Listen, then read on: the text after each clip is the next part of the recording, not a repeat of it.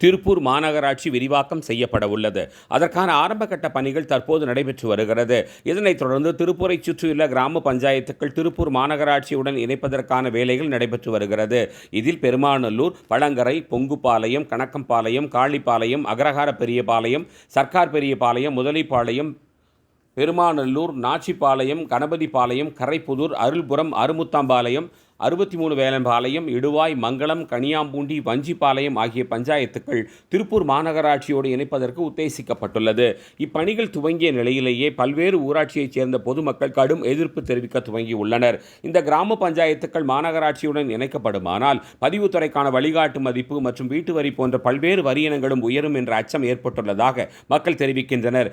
எதுவாக இருப்பினும் மக்கள் நலனை கருத்தில் கொண்டு ஏழை எளிய மக்களுக்கு சிரமங்கள் ஏற்படாமல் அரசு செயல்படுத்த வேண்டும் என்பதே அனைவரும் திருப்பூர் செய்திகளுக்கு சப்ஸ்கிரைப் செய்யவும்.